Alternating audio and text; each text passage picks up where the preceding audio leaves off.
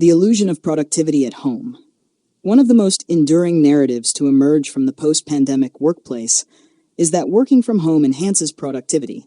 Employees frequently report feeling more focused, efficient, and in control. However, when examined through objective performance metrics, these perceptions often appear inconsistent or unsupported. The contrast between subjective impressions and measurable outcomes raises important questions for organizational decision-makers. A 2025 article in Harvard Business Review, Capelli and Nema, highlights a recurring challenge. Although hybrid and remote work models have become widespread, their effectiveness is not consistently validated by performance data. The reliance on employee sentiment as a proxy for productivity, though understandable, risks distorting workplace policies and misaligning organizational objectives. Distinguishing productivity from the perception of it. Productivity must be separated from the subjective feeling of being productive. While some roles, particularly those centered on individual execution, may show improved results in remote settings, collaborative and creative work frequently delivers mixed outcomes. A 2022 Microsoft study found that although many employees self-reported higher productivity while working from home, managerial evaluations of team output often remained static or declined. Psychological research provides further context for this discrepancy. Timothy Wilson's work suggests that individuals often construct narratives to rationalize their emotional experiences. In low-stress, high-autonomy environments, such as those fostered by remote work, people may naturally infer that they are performing better, even in the absence of supporting evidence.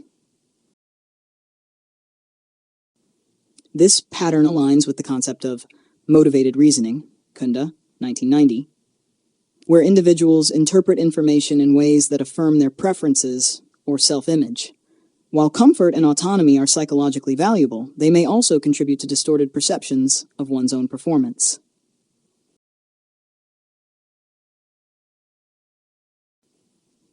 Emotional influences on perceived efficiency.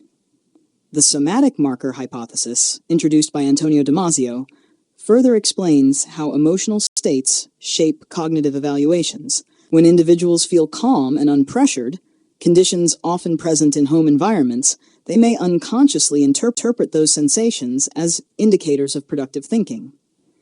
Yet this physiological emotional state can be misread as evidence of effectiveness. Importantly, environments that promote cognitive ease, as described by Daniel Kahneman, 2011, are not always conducive to the deep, effortful thinking required for innovation or strategic insight. Remote workers may be more efficient at handling routine tasks, but complex decision-making and problem-solving often benefit from in-person interaction, contextual awareness, and spontaneous collaboration. Narrative identity and the remote work storyline. Beyond daily emotional cues, individuals build broader narrative identities, stories about who they are and what they value. As McAdams, 2001, notes, these personal narratives play a significant role in shaping motivation and behavior. For many, the remote work experience supports a story of balance and professional self-discipline. The belief in increased productivity becomes part of that identity. When performance assessments contradict this self-concept, employees may respond defensively, not simply to preserve remote arrangements, but to maintain coherence in their internal narratives. This dynamic complicates feedback delivery, performance management, and leadership communication. Organizational implications and strategic risk. The discrepancy between perceived and actual productivity carries strategic implications. Over-reliance on self-assessment can lead to resource misallocation, delayed course correction, and silent erosion of team cohesion. Knowledge sharing, mentorship, and innovation, often catalyzed by informal interaction, may decline in fully remote environments. Policy frameworks based primarily on sentiment may lack resilience. Emotional benefits such as reduced stress and better work-life integration are valuable, but they must not be mistaken for operational effectiveness.